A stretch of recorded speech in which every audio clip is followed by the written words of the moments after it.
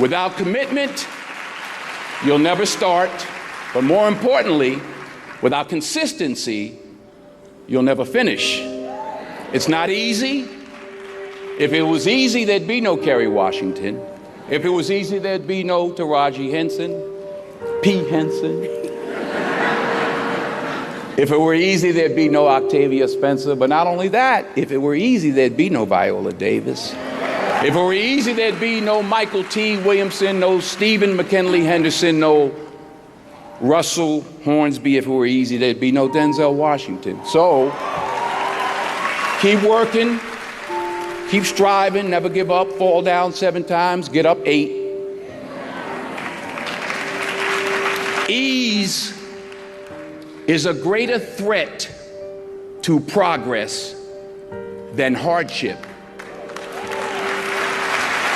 Ease is a greater threat to progress than hardship. So, keep moving, keep growing, keep learning. See you at work.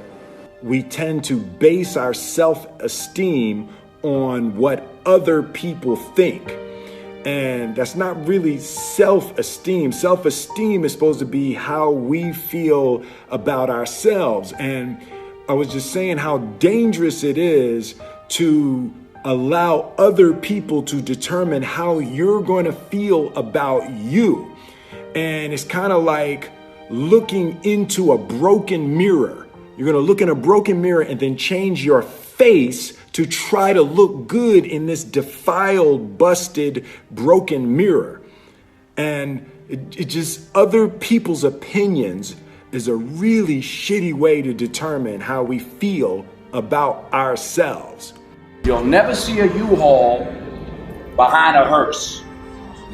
I'll say it again. You'll never see a U-Haul behind a hearse. Now, I've been blessed to make hundreds of millions of dollars in my life.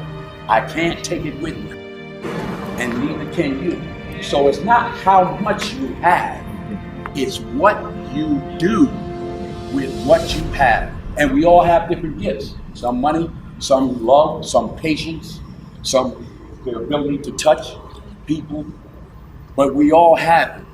Use it, share it. That's what counts. Not what you're driving, not what you're flying in, not what kind of house you bought your mama.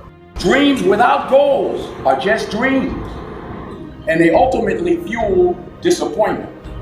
Goals on the road to achievement cannot be achieved without discipline and consistency. I pray that you all put your shoes way under the bed at night so that you gotta get on your knees in the morning. The one thing I'm the most happy about in terms of my career is the fact that I got there with the grace of God, first of all, but short of that, I got there just by working hard, not partying with the right people, not compromising myself in any way or cutting any kind of deals, just by working hard, just by plugging along, sawing wood, as I like to call it. I'm a 20-year overnight sensation. I don't get life mixed up with making a living. I was there for all 4 of my children being born. When the first one was born, I recognized the difference between life and making a living. Their life, our family is life. Acting is making a living.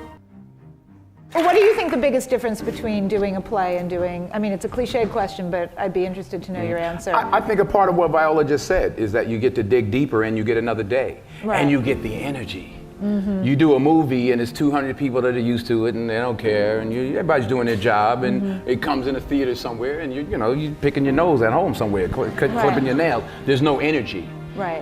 When I was on Broadway 5 years ago with Julius Caesar, I made a decision to sign autographs every night. I don't know what I did. Oh yeah, it ain't happening this time, no.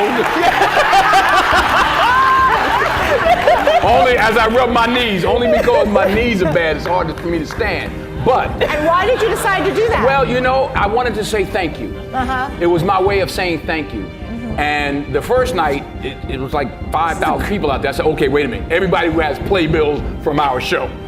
So, yeah, because it was like people were just wandering up the block. I was like, wait a minute. I forgot. I'm on, 42nd Street, Times Square. I was like, wait a minute. But honestly, you were signing for weeks. The energy, and I was out there an hour and a half every night, every show. But the energy you got back, the stories, the 5 little old ladies who just drove in from Detroit.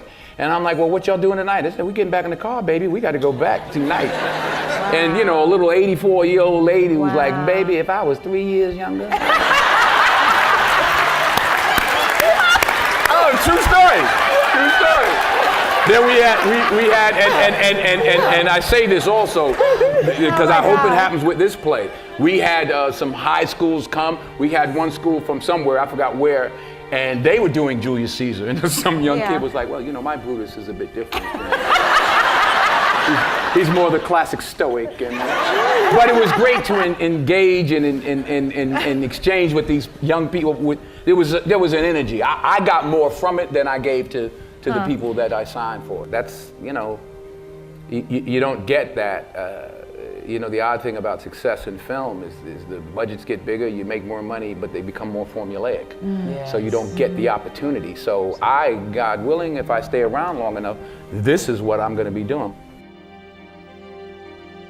You know, you're always affected by opinion, but the more opinions there are of you, of me,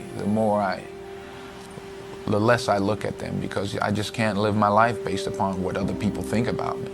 So I can't concern myself too much with what other people think. You know, it's just not healthy. I don't think I could continue to do what I do if I was constantly worrying about what somebody thought about it. And anything you want good, you can have. So claim it. Work hard to get it. When you get it, reach back. Pull someone else up. Each one, teach one. Don't just aspire to make a living. Aspire to make a difference. You don't have to compromise yourself. You know, if there's something you don't feel good about, then don't do it. The most important choices I've made was to say no. And I've said no many a time to films that I just didn't, especially early on, I just didn't feel comfortable with. There was one script that was brought to me, I called it The They Couldn't Kill. Because they were like, he was accused of raping this white woman in the 40s, and they tried to hang him, but he didn't die. And they tried to electrocute him. And they were like, it's a comedy. I'm like, it ain't funny to me. So I actually called Sidney Poitier, who I was fortunate at that time to instill, to be able to call. And I said, you know, this movie, I'm sick. And they offered me $600,000 to play The They Couldn't Kill. That's what I called it. I wasn't there. And he said to me, and I'll say this to you, he said, the first 2 or 3 or 4 films you make in this industry, Denzel, will determine how you proceed. He said, I'm not going to tell you what to do, but remember that the first 3 or 4 or 5 films you made will determine how you proceed. I turned it down. I turned the money down. I needed the money. I turned it down. 6 months later, I got Cry of Freedom. So stick to your guns. If you don't feel like you should do it, then don't do it. Because you don't want to be, you don't want to be a negative energy on the set. That's how I feel. So I'm like, you know, I ain't doing this because I'm going to slap somebody the second day. So I just, you know, it's something. I think the most important decisions you can make as an actor, actress, is saying no. Is saying no. You don't have to take your clothes off. If you don't want to, then don't do it. Number 1, put God first. Put God first in everything you do.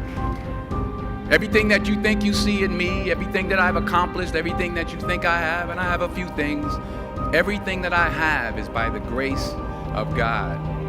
Understand that. It's a gift. In everything you do, if you think you want to do what you think I've done, then do what I've done.